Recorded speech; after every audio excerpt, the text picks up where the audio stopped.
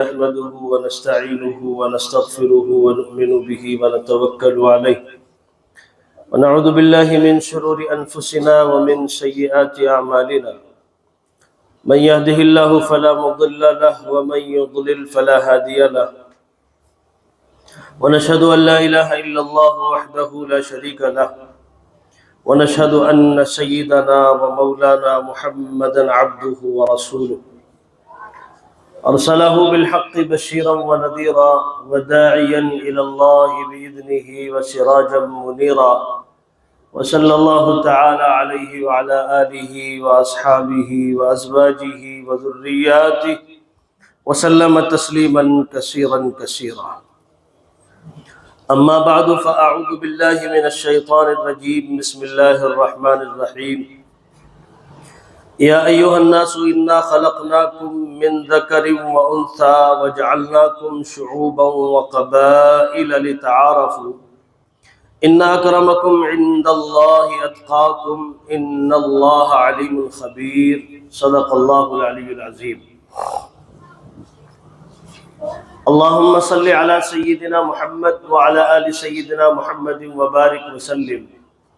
اللهم صل على سيدنا محمد وعلى آل سيدنا محمد وبارك وسلم.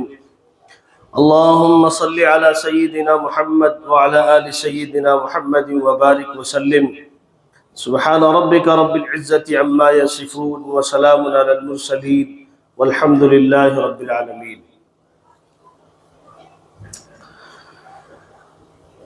اللہ تبارک و تعالیٰ نے ہم لوگوں کی رہنمائی کے لیے اور کامیابی کے لیے ایک آئیڈیل اور ایک قانون محمد الرسول اللہ صلی اللہ علیہ وسلم پر نازل فرمایا.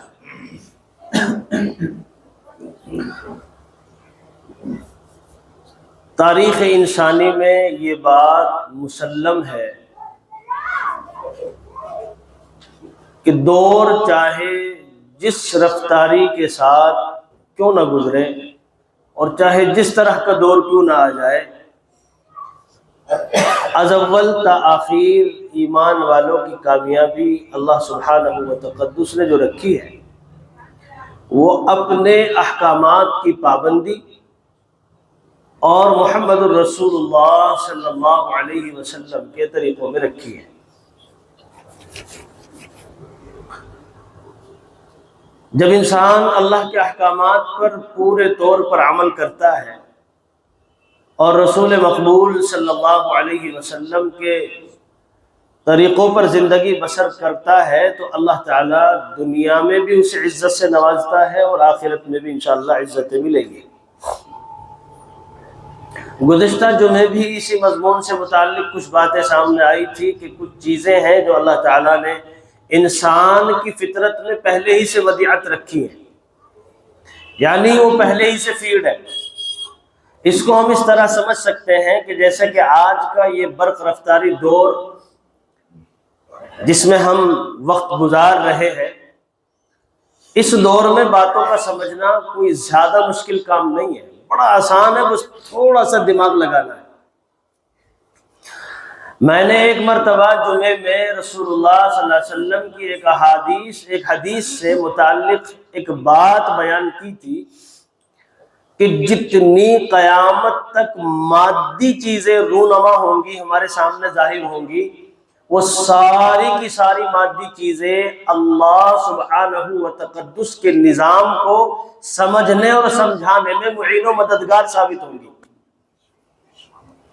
اس کو اللہ نے ایک ہی آیت میں کہہ دیا وَمَا قَدَرُ اللَّهَ حَقَّ قَدْرِهِ وَالْأَرْضُ جَمِيعًا قَبْضَتُهُ يَوْمَ الْقِيَامَةِ وَالسَّمَاوَاتُ مَطْوِيَّاتٌ بِيَمِينِهِ سُبْحَانَهُ وَتَعَالَى عَمَّا يُشْرِكُونَ.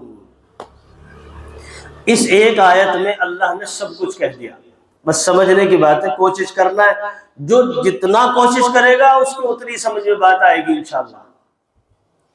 قرآن کا ایک خاصہ یہ بھی ہے کہ جو اس کی طرف آتا ہے اور پورا اپنا آپ اس کے حوالے کر دیتا ہے اور اس پر وقت لگاتا ہے، اس سمندر میں غوطے لگاتا ہے، تو پھر الحمدللہ وہ نئے نئے قسم کے موتی پاتا ہے.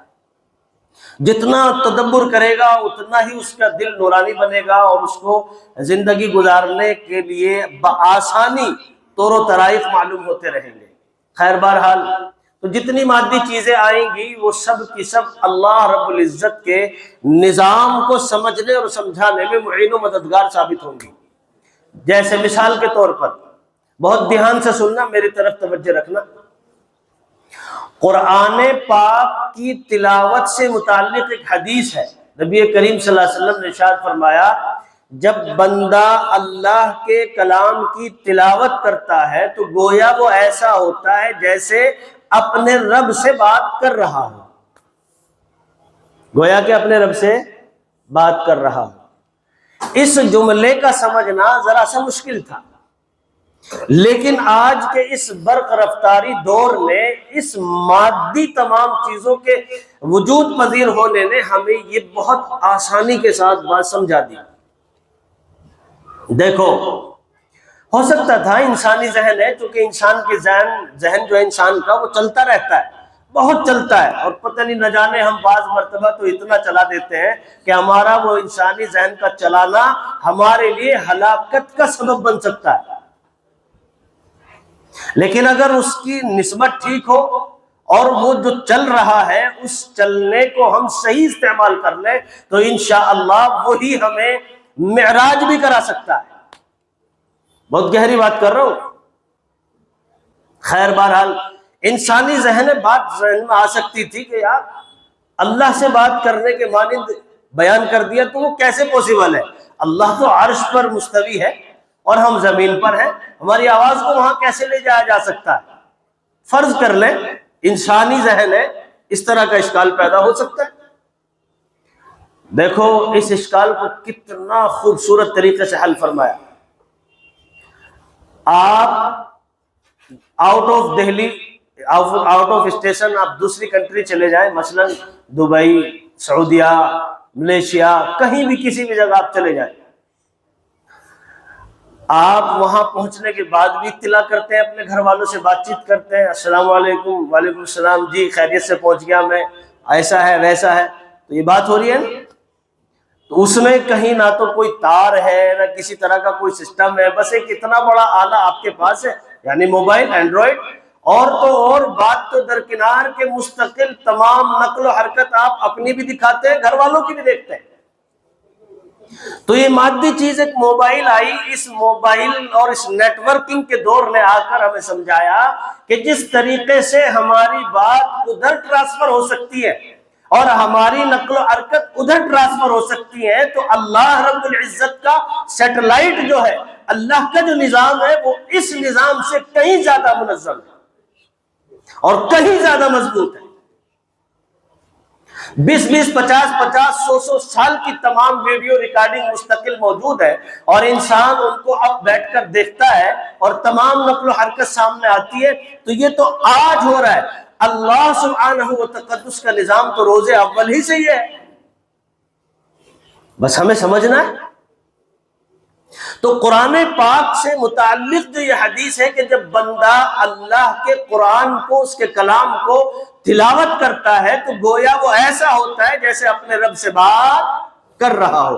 اس پر ہمیں یقین لانا ہے، اور یقیناً وہ اسی درجے میں ہے۔ کس درجے میں بھائی؟ وہ اسی درجے میں ہے۔ تو اس کا سمجھنا آسان ہو گیا۔ تو جو بات میں آپ سے عرض کر رہا تھا کہ فطرت کے اندر پہلے ہی سے تمام چیزیں اس طرح کی وہ ودیعت فیڈ ہے، یعنی اس میں سیو کر دی گئی ہیں۔ مشکات المصابیح سننا ایک بڑی کتاب ہے حدیث کی، جب وہاں خلقت کے بارے میں بیان آیا تو رسول اللہ صلی اللہ علیہ وسلم نے ایک حدیث میں ارشاد فرمایا کہ سب سے پہلے کیا چیز پیدا ہوئی؟ تو ارشاد فرمایا کہ سب سے پہلے اللہ تعالیٰ نے قلم کو پیدا کیا۔ کس کو پیدا کیا؟ قلم کو۔ اور پھر قلم سے سوال کیا کہ اکتب، لکھ۔ یہ سوال اس میں ایک نقطہ ہے، جس کو وہ نقطہ سمجھ میں آ جائے گا تو انشاءاللہ پھر وہ گڑبڑ نہیں کرے گا، وہ دنیا کے جھمیلوں میں نہیں زیادہ دماغ چلائے گا۔ قلم سے سوال ہوتا ہے کہ اکتب، لکھو۔ قلم اللہ سے سوال کرتا ہے کہ اللہ میں کیا لکھوں؟ یہ سوال کیوں ہوا؟ اس سوال کو سمجھنے کے لیے تھوڑا سا آج کے اس نظام پر غور کرنا پڑے گا۔ غور کیا ہے کہ دیکھو آج اس دور میں مارکیٹ میں چیز آئی ہے جس کو کہتے ہیں کمپیوٹر۔ کیا کہتے ہیں بھائی؟ کمپیوٹر۔ یہ 5 چیزوں کے مجموعے کا نام کمپیوٹر ہے، مادی چیز ہے۔ لیکن اس سسٹم کا معاملہ یہ ہے کہ جب آپ اپنا کوئی حساب و کتاب اس میں فیڈ کرتے ہیں، پہلے سے ڈالتے ہیں، تو پوری فائلیں مستقل اس میں آ جاتی ہیں، لیکن وہ فائل سسٹم ہے کمپیوٹر کا کہ وہ فائل کا نیم مانگتا ہے۔ آپ نے ایک فائل بنائی، اس فائل کا وہ نیم طلب کرے گا، آپ اس کو نیم دے دیں گے، انٹر کریں گے، وہ چیز آپ کی سیو ہو جائے گی میموری کے اندر، ہارڈ ڈسک کے اندر۔ اب آپ نے دوسری فائل بنائی، ہزاروں لاکھوں کی تعداد میں فائلیں کمپیوٹر کے اندر آپ نے اپنی ڈال دی۔ اب 1 مہینے کے بعد، 2 مہینے کے بعد، 6 مہینے کے بعد آپ کو اپنا آڈٹ کرنا ہے، حساب و کتاب نکالنا ہے، تو اب آپ کمپیوٹر پہ بیٹھے، کمپیوٹر کھولنے کے بعد جب آپ اس پروسیسر پر جائیں گے تو کمپیوٹر آپ سے سوال کرے گا، آپ سے آپ کی پسندیدہ فائل نیم مانگے گا جو آپ کو تلاش کرنی ہے۔ ان ہزاروں لاکھوں فائلوں میں سے جس فائل کی آپ کو طلب ہے، کمپیوٹر اس فائل کا آپ سے نیم مانگتا ہے، آپ اس نیم کو ڈال دیتے ہیں، فوری طور پر ان ہزاروں لاکھوں فائلوں میں سے 1 منٹ سے پہلے کمپیوٹر پورا پروسیس کر کے اس فائل کو چھانٹ کر آپ کے سامنے کھول دیتا ہے۔ ایسا ہوتا ہے کہ نہیں ہوتا بھائی؟ تو اللہ تعالیٰ نے جو قلم سے وہاں کہا کہ اکتب، تم لکھو، اور پھر قلم سوال کرتا ہے پروردگار سے، اے بار الہ میں کیا لکھوں؟ تو نے تو میرے اندر پہلے ہی سے بہت ساری چیزیں فیڈ کر رکھی ہیں، اب ان میں سے پہلے کیا لکھوں؟ تو رسول اللہ صلی اللہ علیہ وسلم نے ارشاد فرمایا کہ اللہ تعالیٰ قلم سے کہتا ہے اکتب بالقدر، سب سے پہلے میرے بندے کا مقدر لکھ۔ بات سمجھ میں آئی؟ یہ اللہ کا وہ نظام ہے کہ جس نظام کا سمجھنا اور جس پر یقین لانا یہ بہت ضروری ہے۔ تو اس لیے میں نے آپ حضرات کے سامنے رکھا تھا کہ طبیعت کے اندر بہت ساری چیزیں پہلے ہی سے فیڈ ہے، ان کو کہتے ہیں ودیعت کرنا، یعنی پہلے ہی سے فیڈ کر دینا۔ تو کامیابی، عزت، یہ انسان کی فطرت کے اندر پہلے ہی سے اللہ نے رکھا ہوا ہے۔ ہر آدمی چاہتا ہے کہ تو کامیاب ہو جائے، ہر آدمی چاہتا ہے کہ تو باعزت زندگی گزارے۔ تو اس کے لیے میں نے آپ حضرات کے سامنے قرآن کریم کی آیت مبارکہ رکھی تھی کہ اللہ تعالیٰ نے ہماری اس فطرت کا اعتماد کرتے ہوئے ہمیں عزتوں والے، کامیابیوں والے اعمال اور احکام دیے ہیں۔ ہمیں دیکھنا یہ ہے کہ آج میری اور آپ کی زندگی ان تمام احکامات کے موافق ہے یا ان کے مخالف ہے۔ بس سمجھنا تھوڑا سا صرف یہ ہے کہ جس کامیابی کو ہم کامیابی چاہ رہے ہیں اور بنا رہے ہیں اور اس کی طرف محنت کر رہے ہیں، کیا اصلاً وہی کامیابی ہے یا کوئی دوسری چیز کامیابی والی ہے؟ اگر ہمارا میلان صحیح نہیں ہے اور ہماری ڈگر صحیح نہیں ہے تو پھر ہمیں خوف کھانا چاہیے، ڈرنا چاہیے، اللہ سے توبہ کرنی چاہیے، اور جتنا سویرا ہو توبہ کرنا اتنا افضل ہے۔ ورنہ یہ دنیا کا جھمیلا ایسا ہے، یہ اتنی حسین دلہن ہے کہ محترم بزرگوں دوستو، تاریخ شاہد ہے، بڑوں نے اس کو اپنے قبضے میں کرنا چاہا، اس کے پیچھے بھاگتے رہے، لیکن یہ اچھوں کو کھا گئی، یہ کسی کے ہاتھ نہ آ سکی۔ اس لیے اسی نظام سے متعلق ایک نظام یہاں ہے کہ یا ایھا الناس انا خلقناکم من ذکر و انثی وجعلناکم شعوبا وقبائل لتعارفوا۔ اللہ تعالیٰ کہتا ہے اے میرے تمام بندو، یہاں ایمان والے کی قید نہیں ہے اس آیت مبارکہ میں، اس سے پہلے ایمان والوں کا تذکرہ ہے۔ ہاں، انما المؤمنون اخوہ فاصلحوا بین اخویکم، وہاں سے مستقل، بلکہ اس سورہ حجرات کی جو شروعات ہے وہاں سے مستقل حکم ایمان والوں کے لیے ہے۔ یا ایھا الذین آمنوا لا تقدموا بین یدی اللہ ورسولہ، اے ایمان والو تم جب اللہ کے رسول صلی اللہ علیہ وسلم کی پیشی میں جاؤ، آپ کے سامنے آؤ، تو پھر آپ کے اوپر کچھ آداب، کچھ اصولات مستقل فرض ہیں جن کا اختیار کرنا تمہارے لیے ضروری ہے۔ اگر تم ان اصولات کے خلاف کرو گے تو پھر یاد رکھو تمہارے دلوں کو نورانی نہیں بنایا جا سکتا، تمہارے دلوں میں نور نہیں آ سکتا، تم علم دین حاصل نہیں کر سکتے، تم دین کی شعائیں نہیں پا سکتے۔ یہ دین کا ملنا، علم دین کا ملنا اور اس نور کا حاصل ہونا کہ جس نور سے ہماری دنیا بھی منور ہوگی اور جس نور سے پل صراط پر گزرنا آسان ہوگا۔ آج یقینی بات ہے اس بھرے مجمع کے اندر میں آپ کو ایک سبق یاد دلانے کی کوشش کر رہا ہوں کہ اس نور والی محنت سے آج ہم سب غافل ہیں۔ وہ نور والی محنت، اور وہ نور صرف ایک محنت، ایک تدبیر اور ایک ترتیب سے ہی ہمیں مل سکتا ہے۔ اگر اس کے خلاف ہم اپنی محنتوں کو کریں گے تو یاد رکھیں چاہے جتنا اوریجنل طریقہ آپ اختیار کر لیں محنت کا، یقیناً آپ کو وہ نور حاصل نہیں ہو سکتا۔ اس کو بھی ایک چھوٹی سی مثال سے سمجھ لیں۔ پرسوں غالباً عصر کی نماز میں اللہ تعالیٰ نے میرے ذہن میں ایک مثال ڈالی تھی، وہ میں نے یہاں بھی بیان کی تھی، آپ کے درمیان میں بھی بیان کر دیتا ہوں۔ اس کی وجہ یہ ہے کہ دیکھو بہت ساری طبیعتیں وہ متحسس ہوتی ہیں، احساس والی۔ واللہ عالم اللہ تعالیٰ نے اس طبیعت کے اندر، اس ناچیز کی طبیعت کے اندر احساس کچھ زیادہ ہی رکھا ہے، اس لیے مجھے بات محسوس ہو جاتی ہے، فیل ہو جاتی ہے۔ اور جو محسوس ہوتی ہے، جس بات کی طرف ہمیں آنا ہے اور نہیں آ پا رہے، یا ہمارا قدم ڈگمگا رہا ہے، تو میں کوشش کرتا ہوں خالص اللہ کی رضا کے لیے کہ میں مجمع کے اندر اس بات کو ظاہر کر دوں تاکہ اللہ کے بندوں کے اندر سے غفلت ختم ہو جائے۔ میری نیت اس کے علاوہ کوئی دوسری نہیں ہوتی۔ آج میں اس بات کا بھی اعتراف آپ حضرات کے سامنے کر دوں۔ بہت سارے لوگ ہیں کہ سوچتے ہوں گے کہ امام صاحب تو اپنی صلاحیت کو جھاڑ رہے ہیں، امام صاحب میں تو تکبر پیدا ہو گیا۔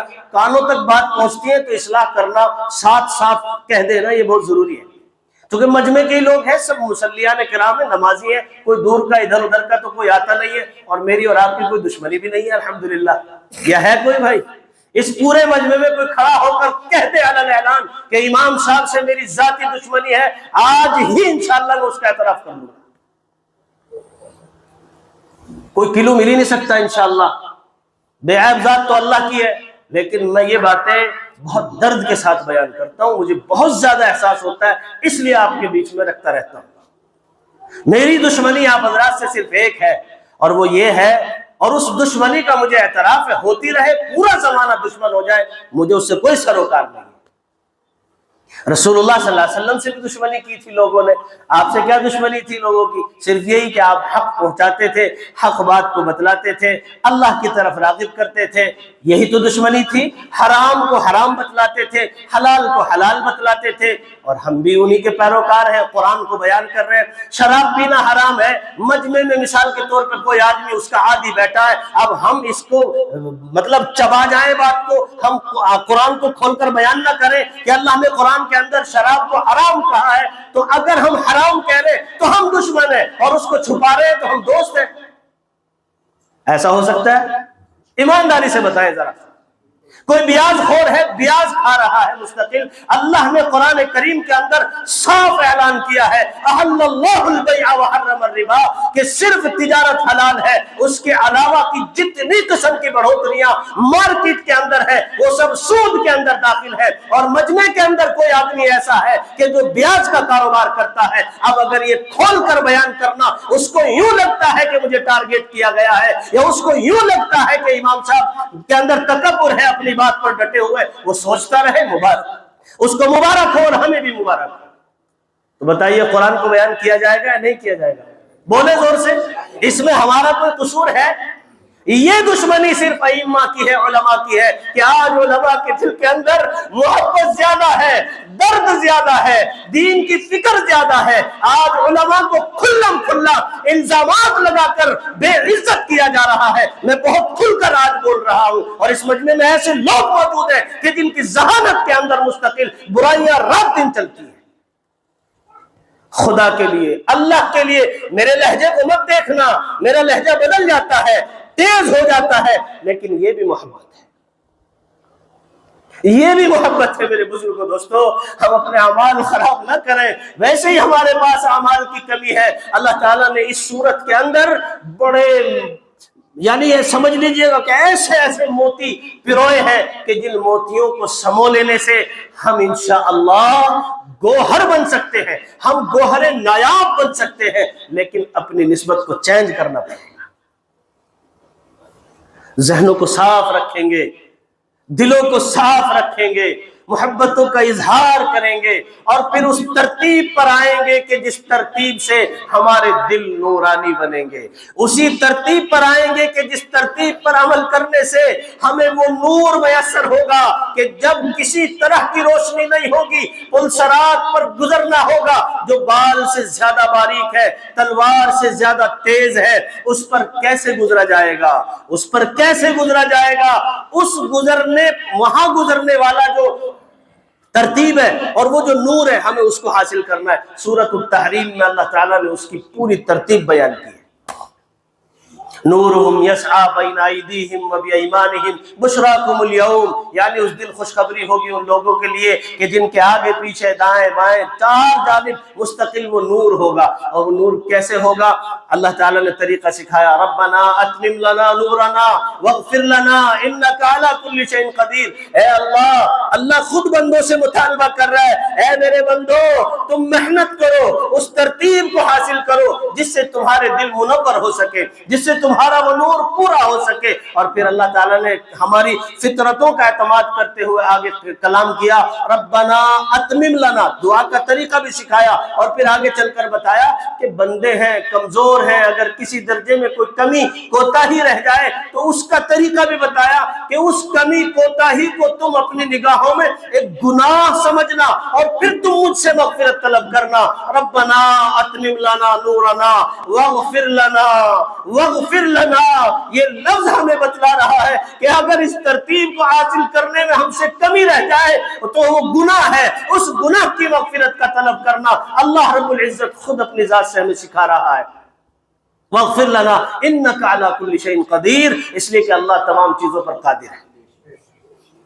تو وہ نور کیسے پیدا ہوگا؟ اس لیے وہاں سے تمام طریق سکھائے کہ رسول اللہ صلی اللہ علیہ وسلم کی موجودگی میں جائیں تو ایسا جائیں, اور پھر آپ سے بات کریں تو اس درجے کریں. اور پھر اللہ کو معلوم تھا کہ رسول اللہ صلی اللہ علیہ وسلم اس طریقے پر مکمل قیامت تک ہمارے درمیان میں نہیں رہیں گے, اللہ ہم سے ان کو علیحدہ بھی کرے گا. روضہ اقدس کے اندر آپ موجود ہیں, تو پھر یہ دین اللہ کے رسول صلی اللہ علیہ وسلم پر نازل کردہ دین یہ قیامت تک چلے گا اور نسلیں قیامت تک آئیں گی. تو پھر اس کا کیا نظام ہوگا؟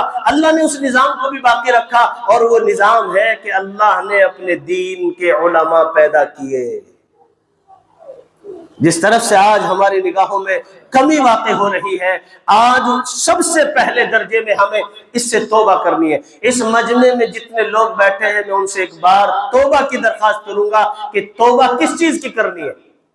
وَتُوبُوا إِلَى اللَّهِ جَمِيعًا أَيُّهَا الْمُؤْمِنُونَ لَعَلَّكُمْ تُفْلِحُونَ. یہ اللہ کا اصول ہے کہ جب کلی طور پر پوری امت بیک وقت اللہ سے اپنے گناہوں کی توبہ طلب نہ کرے, اللہ کامیابی کے دروازے نہیں کھولتا. یہ اصول ہے قرآن کا. وَتُوبُوا إِلَى اللَّهِ جَمِيعًا أَيُّهَا الْمُؤْمِنُونَ لَعَلَّكُمْ تُفْلِحُونَ. یہ لعل جو ہے یہ ہمیں بتلا رہا ہے کہ جب ہم ایسا کریں گے تو تب ہی شاید اس کے بعد ہمارے اوپر فتوحات کے, کامیابیوں کے دروازے کھولے جائے. آج سب سے پہلی امت کی دو چیزوں کی ضرورت ہے, یاد رکھنا, بہت غور اور دھیان سے سننا. پہلی چیز کہ تمام پوری امت بیک وقت اکٹھا ہو کر اپنے کیے دھرے پر نادم اور شرمندہ ہو اور اللہ کے حضور آ کر حاضر ہو جائے, اور اپنے رات دن اجالے اندھیرے جانے انجانے تمام گناہوں سے اللہ سے مغفرت اور توبہ طلب کرے. یہ پہلا کام ہے امت کے ذمہ اس وقت کے جو کرنے کا ہے. اور دوسرا کام ہے کہ جہاں بھی جس جگہ بھی جہاں جس طریقے سے اللہ تعالیٰ نے علماء کی شکل میں ہمیں نعمت سے نوازا ہے, سب سے پہلا کام ہے کہ ہم اپنے علماء سے اپنے مراسم کو اچھا کریں, تعلق کو مضبوط بنائیں, ربط ضبط اچھا کریں, ان کی صحبت اختیار کریں, ان کا احترام کریں, ان کی بتائی ہوئی باتوں کو احترام کریں, اس میں اپنی عقل کے گھوڑے نہ دوڑائیں, اپنے آپ کو حوالے کر دیں. یہ ترتیب ہے کہ ہمارے دلوں کو یہ منور کرے گی انشاءاللہ. تقوی طہارت کی طرف آئے، چونکہ دنیا کے اندر رہ کر بھی اور آخرت میں بھی اللہ تعالیٰ نے عزت کی جو ضمانت رکھی ہے وہ تقوی و طہارت پر رکھی ہے۔ اور اللہ کی بارگاہ میں جو کامیابی کا تمغہ ملے گا اور ٹکٹ جو ملے گا جنت کا، وہ یاد رکھیں وہ انہی لوگوں کو ملے گا جو متقی ہوں گے، جو پرہیزگار ہوں گے، جن کے دل صاف ستھرے بن کر جائیں گے۔ یوم لا ينفع مال ولا بنون الا من اتى الله بقلب سلیم، کہ ہمارے یہاں صرف وہی کامیاب ہوگا جو اپنے دل کو مجا ہوا اور صاف ستھرا لے کر آئے گا۔ میں وہ مثال آپ کو بتا دوں، اس کے بعد بات ختم انشاءاللہ، 2-3 منٹ زائد ہو جاتی ہے، کہ پرسوں اللہ تعالیٰ نے ایک مثال کہلوائی کہ دیکھو تمام لوگ یہاں ماشاءاللہ کسی نہ کسی چیز کو بناتے ہیں، پروڈکٹ تیار کرتے ہیں، پلاسٹک کا زیادہ کام ہے۔ 1 نمبر کا دانہ چل رہا ہے، کوئی پروڈکٹ آپ کو بنانا ہے، اس کی ڈائی بھی ہے اور اس کا میجرمنٹ بھی ہے، وہ دانہ پگھل کر اوپر سے آ رہا ہے، لیکن اگر وہ اس سے آؤٹ ہو جائے ڈائی سے، اور یا اس سے زیادہ ایکسٹرا ہو جائے، کیپیسٹی سے زیادہ ہو جائے، تو جو مال 1 نمبر کا اوپر سے آ رہا ہے وہ باہر نکلنا شروع ہو جاتا ہے۔ جیسے ہی وہ ڈائی اور اس کے کنیکشن سے وہ باہر نکلا، زائد ہوا، تو یاد رکھو اس کا نام کیا ہوتا ہے بھائی؟ ویسٹیج۔ کیا نام ہوتا ہے اس کا؟ ویسٹیج۔ آپ بھی پڑھے لکھے ہیں اور میں بھی 2-4 لفظ جانتا ہوں، تو آپ بتائیں ویسٹ کے معنی کیا آتے ہیں؟ ویسٹیج کے معنی یعنی خراب۔ کیا معنی ہو جاتے ہیں؟ خراب۔ جبکہ وہ 1 نمبر کے دانے میں سے پگھل کر آ رہا ہے، لیکن ڈائی کا کنیکشن درست نہیں ہے یا اس سے کیپیسٹی سے زیادہ ہو رہا ہے، تو وہی ویسٹیج ہو رہا ہے۔ میرے دینی اور ایمانی بھائیوں، اگر ہمارے اعمال کا کنیکشن اللہ کے اس پاکیزہ کلام سے ہلکا پھلکا سا بھی ہٹا اور رسول اللہ صلی اللہ علیہ وسلم کے طریقے سے اس نے میلان نہ کھایا، میچ نہ ہوا، بال برابر بھی ادھر سے ادھر ہوا، تو رب کعبہ کی قسم یہ میرا ایمان بولتا ہے، اللہ کے نزدیک ہمارا چاہے جتنا بہترین استعمال کردہ عمل کیوں نہ ہو، وہ رب کعبہ کی قسم اللہ کے ہاں قابل قبول نہیں ہو سکتا۔ اس لیے میری درخواست ہے آپ حضرات سے کہ جو کام کریں اس میں دیکھیں کہ اللہ کا حکم کیا ہے، رسول اللہ کا طریقہ کیا ہے، حضرات صحابہ نے اس کو کتنا استعمال کیا ہے۔ جب اس پیراگراف پر آئیں گے انشاءاللہ مجھے اور آپ کو اللہ دنیا میں بھی کامیاب کرے گا اور آخرت میں بھی کامیاب کرے گا۔ دعا کریں کہ اللہ ہم سبوں کو کہنے سننے سے زیادہ عمل کی توفیق نصیب فرمائے، آمین۔ وآخر دعوانا الحمدللہ رب العالمین۔